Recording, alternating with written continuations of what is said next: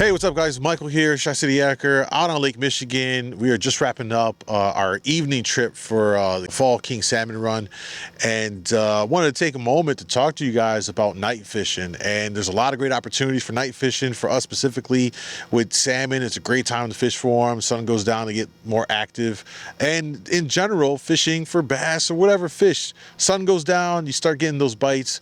But when you go out in the water in your kayak, you need to be very safe, because a lot of mishaps can happen out in the dark. So whether you're in a pond, a lake, rivers, coastal waters, any of the Great Lakes, I'm going to share with you some of what I believe to be the most basic essentials that you would need to get out here on the water in the dark if you're going to do any kind of this fishing. The first thing I recommend from the jump is go out with a friend, the buddy system. If you, God forbid, fall in, something happens, you have someone that can help you right there on the spot while, Coast Guard comes to the rescue as well.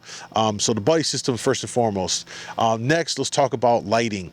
Obviously, you're going to be in the dark, and you're going to need to be able to see not only what you're doing in your kayak. You don't want to be in the dark and stick yourself with hooks. And when you're fishing out in front of the harbors and out in the open water, against the backdrop of the city, all the lights from the city, you blend in, so you want to be extra bright. A lot of great options on the market out there, different kind of visibility lights and flags. I'm going to share one with you that I made myself, which is really great. Prepare yourselves for this. You guys ready? 3, 2, 1, bam! That LED light strip is amazing. There's no mistaking where I'm at in the water at any given time. And if someone hits me at that point, they were pretty negligent in that matter. If you're in a smaller lake or pond, this might be a bit overkill, but you get the idea. Have some kind of a light, 360 light visibility that other vessels, anybody on the water can see you, or safety crews can find you as well. So have a light first and foremost. An optional thing, having lights in your hull helps a long way for you to see what's going on in there when you're handling fish, when you're dealing with changing out lures.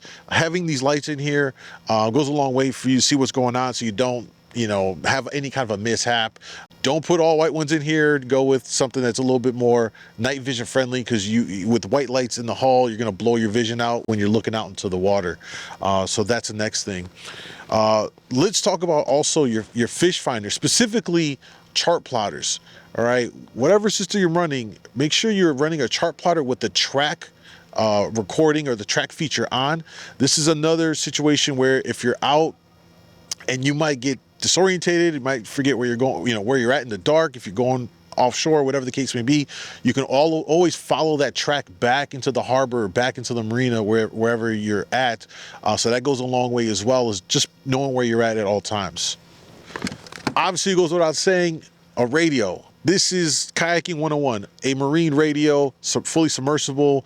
Know your SOS call for the Coast Guard, for Mayday, and know your local channels, whatever port you're in, that folks are using, so you can call in for help, or whatever the case may be. A marine radio is definitely a must-have as well.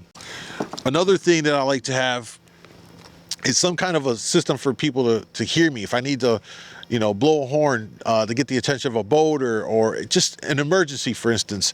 You can get little canisters of the compressed air for those air horns. I've had that for many years. Or you can find something like this, like I did, which is an electronic air horn. Brace yourself.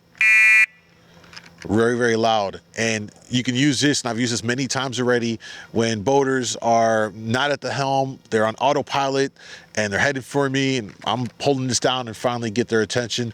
So having some kind of an audible system here goes a long way.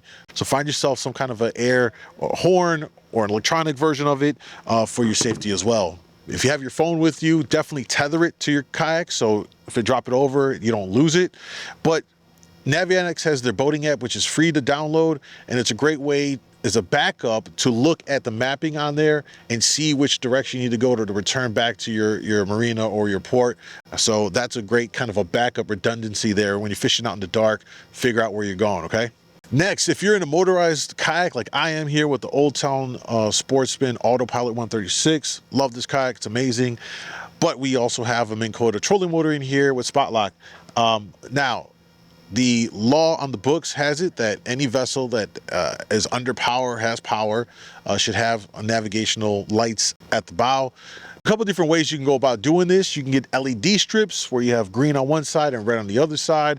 There's also like little portable lights that you can wrap on the front or mount on the front. So if you have a kayak with a trolling motor, you're going to want that as well to fall within regulations for being on the water. And finally, let people know you're going out, where you're going to be at, where you plan to fish at, and what time you're expected to be back. That's called a float plan. This is in the event that you don't return back, and people know they can call the authorities, call for help, and say, hey, they told me they're going to be at this port, they're going to be fishing out in this depth of the water, and they said they're going to be back around this time, and they haven't came back. It helps Coast Guard and authorities to dial in where they need to make the search efforts there in the event. We hope that's not the case, that something happens to you. Have a float plan, let your family and friends know, and again, go with a friend, go with a buddy. You have safety in numbers is how I look at it. And so that's kind of like the base minimum of what I believe you're gonna need to get out here and kayak fish at nights. It's a lot of good fishing opportunities in the evening. You get away, less pressure from other anglers, fish get a little more active, and to take advantage of that, just make sure you're safe while you're doing it. And hopefully this helps, guys. Thanks for watching.